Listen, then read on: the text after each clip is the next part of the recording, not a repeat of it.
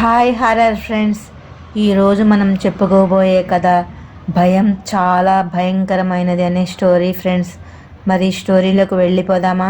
హైదరాబాద్ అర్ధరాత్రి 1 గంట నిర్మానుష్యమైన ఒక రోడ్డులో కాస్ట్లీ కార్ దూసుకుపోతుంది. పబ్లో బాగా తాగి ఎంజాయ్ చేసిన 2 యువజంటలు ఆ కారులో నవ్వుకుంటూ ముద్దులు పెట్టుకుంటూ వాళ్ళ ఫ్లాట్కి వెళ్తున్నారు. తాగిన మత్తులో ఎంత స్పీడ్లో వెళ్తున్నాం అనేది కూడా వాళ్ళు గుర్తించలేకపోతున్నారు. థాంక్స్ రా రాహుల్, భలే మంచి పార్టీ ఇచ్చావు, బాగా ఎంజాయ్ చేశాం అని డ్రైవ్ చేస్తున్న రోహన్కి వెనక్కి తిరిగి వెనక సీట్లో ఉన్న రాహుల్తో అంటాడు. ఏ రోహన్, ముందు చూసి డ్రైవ్ చేయి, నాకు భయం వేస్తుంది అని రోహన్ పక్క సీట్లో కూర్చున్న రీతు రోహన్ వెనక్కి తిరిగి మాట్లాడుతుంటే భయపడుతూ అంటుంది. ఎందుకు రీతు భయం? నేను ఎంత తాగినా కూడా పర్ఫెక్ట్గా డ్రైవ్ చేస్తా, అది నీకు తెలుసు కదా అంటాడు రోహన్. తెలుసు, బట్ ఎందుకో ఈరోజు భయం వేస్తుంది అంటుంది రీతు. డోంట్ వర్రీ రీతు, మన రోహన్ డ్రైవింగ్ గురించి మనకు తెలియదా అని వెనక సీట్లో రాహుల్ ప్రక్కన కూర్చున్న రీతు అంటుంది. చూడు, నా మీద రీమాకి ఉన్న నమ్మకం కూడా నీకు లేదు అని నవ్వుతూ డోంట్ వర్రీ స్వీట్ హార్ట్ అని రీతు చేతిని తీసుకుని ముద్దు పెడుతూ మైకంగా చెప్తుండగా రోడ్డు మీద స్పీడ్గా వెళ్తున్న కారుకు అడ్డంగా ఎవరో ఉన్నట్టు, వారి మీద నుండి కారు దూసుకుపోయినట్టుగా అనిపించింది. గట్టిగా అరుస్తూ స్పీడ్గా వెళ్తున్న కార్ని సడన్గా ఆపితే కంట్రోల్ అవ్వదని స్లో చేసి కార్ని కంట్రోల్ చేసి ఆపేశాడు రోహన్. ఏమైంది రోహన్, ఎందుకు అలా అరిచావు అని ఎదురుగా ఏం జరిగిందో గమనించిన రీతు అడుగుతుంది. రోడ్డు మీద ఎవరో ఉన్నారు రీతు, నీతో మాట్లాడుతూ నేను గమనించకుండా కారు తన మీద నుండి తీసుకెళ్లాను అని టెన్షన్గా చెప్తాడు రోహన్. నాకెవరూ కనిపించలేదు కదా అంటుంది రీతు. రాహుల్ వెనక్కి తిరిగి చూస్తూ అక్కడ ఎవరూ లేరు కదరా అని అడిగి నువ్వెందుకు అరిచావు అని పక్కనే టెన్షన్తో బిగుసుకుపోయి కూర్చున్న రేమాని అడుగుతాడు రాహుల్. రేమా ఎంతకీ పలకపోయేసరికి తన భుజాల మీద చేయి వేసి గట్టిగా ఊపుతూ రేమా రేమా అని అరుస్తాడు రాహుల్. హా అంటూ ఉలిక్కిపడి రాహుల్ మన కారు ఎవరినో గుద్దేసి ముందుకు వచ్చింది అని ఒళ్ళంతా చెమటలు కక్కి కంగారుగా చెప్తుంది రేమా. నువ్వు చూసావా రేమా అని అడుగుతాడు రోహన్. నేను చూశాను, నేను నిన్ను పిలిచేలోపే కారు అతని మీద నుండి పోనిచ్చేశావు, అందుకే గట్టిగా అరిచాను, నాకు చాలా భయంగా ఉంది అని రాహుల్ని పట్టుకుని ఏడుస్తుంది రేమా.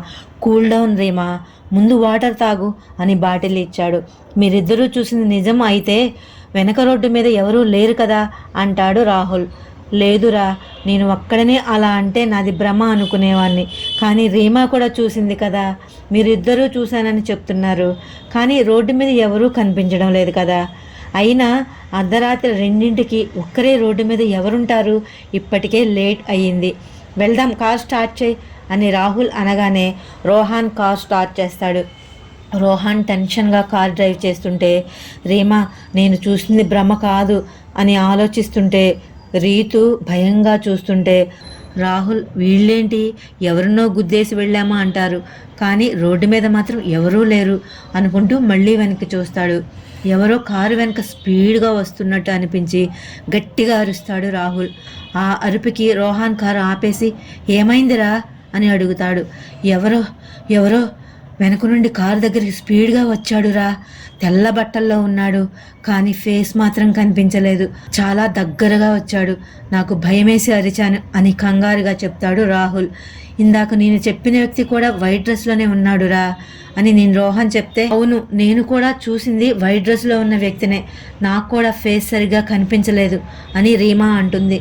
అదేంటి, ఇందాక కారుకి అడ్డంగా పడిన వ్యక్తి ఇతను ఒకేలా ఉంటే కారు కింద పడినవాడు మళ్ళీ వెనక నుండి ఎలా వస్తాడు అని భయంగా అడుగుతుంది రీతు.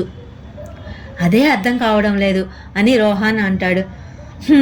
నాకు అర్థమైందిరా, ఎవడో బాగా తాగి అర్ధరాత్రి రోడ్డు మీద మనతో ఆటలాడుతున్నాడు రా, లేకపోతే ఈ రాత్రి ఎవరుంటారు అని అంటాడు రాహుల్. కానీ కారు కింద పడ్డాడు కదా, మళ్ళీ ఎలా వెనక నుండి వస్తాడు? అదే చెప్పాను కదా, మన కారు కింద పడినట్టే పడి పక్కకు తప్పుకుని ఇప్పుడు వెనక నుండి వస్తున్నట్టు డ్రామా చేస్తున్నాడు అని అంటాడు రాహుల్. కానీ ఈ టైంలో అలా డ్రామా ఎందుకు చేస్తారు అని రీతు అడగగానే ఏముంది భయపెట్టడానికి, ఇదంతా ఇప్పుడు కామన్ అని రోహన్ అంటూ మళ్ళీ కార్ స్టార్ట్ చేస్తాడు. కొంచెం దూరం వెళ్ళాక మళ్ళీ అదే తెల్లని ఆకారం మీద నుండి కారు పోయినట్టు నలుగురికి అనిపించి నలుగురు గట్టిగా అరుస్తారు. వీడెవడో మనల్ని బాగా భయపెట్టిద్దాం అని ఫిక్స్ అయినట్టున్నాడు అని కోపంగా అంటూ కారును ఆపుతాడు రోహన్. అవునురా, ఈరోజు వీడి సంగతి తేల్చేద్దాం పదరా అని రాహుల్ అంటే, వద్దు, నాకెందుకో భయంగా ఉంది. ఇంత రాత్రి ఒక్కడే ఇలా ఇన్నిసార్లు ఎందుకు చేస్తాడు? కారు దిగకండి అంటుంది రీతు భయంగా. అంటే ఏంటి, దయ్యం అంటున్నావా అని అడుగుతాడు రోహన్. ఏమో, ఎవరికి తెలుసు, ఒకసారి కారు దూసుకుపోయిందని నువ్వే చెప్పావు, మళ్ళీ వెనుక నుండి కనబడిందని రాహుల్ చెప్పాడు. ఇప్పుడు చూస్తే మళ్ళీ కారు అతని మీద నుండి వెళ్ళినట్టు నలుగురికి అనిపించింది. నార్మల్ వ్యక్తులు అయితే ఈ టైంలో ఇలా చేయరు. ఈ రోజులో దయ్యం ఏంటి రీతు, మనకి ఇలా నైట్స్ తిరగడం కూడా కొత్త కాదు అంటుంది రేమ. అవును, అదే నేను చెప్తున్నాను, మనకి ఇది కొత్త కాదు, కానీ ఏ రోజు ఇలాంటి సిచ్యుయేషన్ ఎదురు కాలేదు.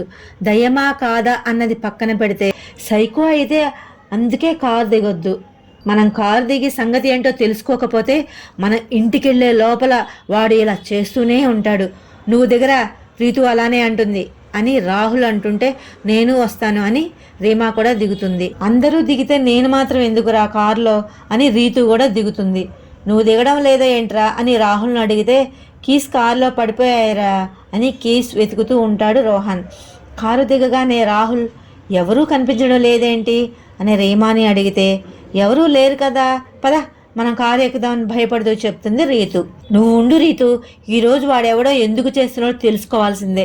నీకు భయంగా ఉంటే కారులో కూర్చో అని ముందుకు వెళ్తూ అతన్ని వెతుకుతూ ఉంటాడు రాహుల్. అతన్నే ఫాలో అవుతూ తను కూడా తన రెండు కళ్ళు అటు ఇటు తిప్పుతూ ఆ ఆకారాన్ని వెతుకుతూ ఉంటుంది రీమా. భయంగానే వాళ్ళని ఫాలో అవుతుంది రీతు. రోహన్ ఇంకా కారులోనే ఉంటాడు.